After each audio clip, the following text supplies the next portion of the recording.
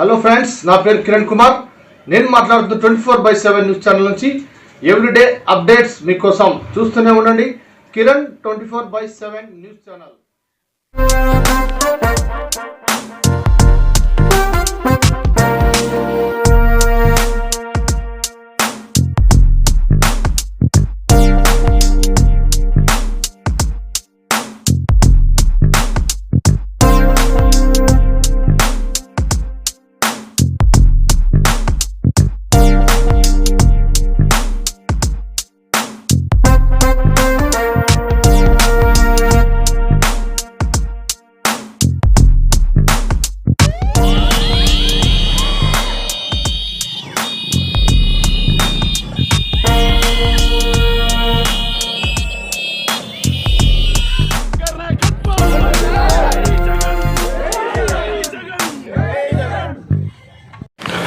రాష్ట్ర ముఖ్యమంత్రి వైఎస్ జగన్మోహన్ రెడ్డి 48వ జన్మదినం సందర్భంగా కోడుమూరులో ఇన్ఛార్జి కోట్ల హర్షవర్ధన్ రెడ్డి ఆధ్వర్యంలో మెగా రక్తదాన శిబిరం ఏర్పాటు చేశారు. ఈ సందర్భంగా ప్యాలకుర్తి సాయిబాబా గుడి వద్ద నుంచి భారీ బైక్ ర్యాలీ చేపట్టారు. ర్యాలీని కోట్ల హర్షవర్ధన్ రెడ్డి ప్రారంభించారు. కొద్ది దూరం ఆయన బైక్ నడిపి కార్యక్రమంలో ఉత్సాహం నింపారు. సుమారు 500 బైక్లతో చేపట్టిన ర్యాలీ కోడుమూరు కోట్ల సర్కిల్, వైస్ సర్కిల్, ఎంపీడీఓ కార్యాలయం మీదుగా స్నేహ వినాయక కళ్యాణ మండపం చేరుకుంది. అక్కడ 48 కేజీల భారీ కేక్ను కోట్ల హర్షవర్ధన్ రెడ్డి కార్యకర్తల కోలాహలం మధ్య కట్ చేసి వేడుకలు నిర్వహించారు. అనంతరం మెగా రక్తదాన శిబిరం రిబ్బన్ కట్ చేసి ప్రారంభించారు. కార్యక్రమానికి నియోజకవర్గ వ్యాప్తంగా వైసీపీ శ్రేణులు పెద్ద ఎత్తున తరలివచ్చారు. సుమారుగా 272 మంది రక్తదానం ఇచ్చారు.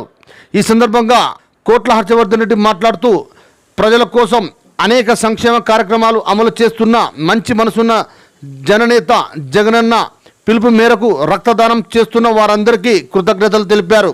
అలాగే ఆయన అన్నదానం ప్రారంభించి కాసేపు ప్రజలకు వడ్డింపు కార్యక్రమం నిర్వహించారు.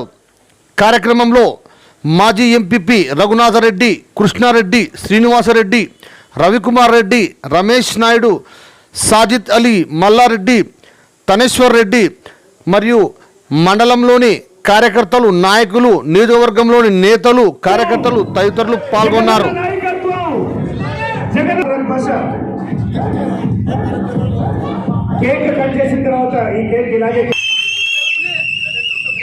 వైఎస్ఆర్ కాంగ్రెస్ పార్టీ జగనన్న సైనికులారా, జగన్మోహన్ రెడ్డి గారి అభిమానులకు అందరికీ నా యొక్క నమస్కారాలు.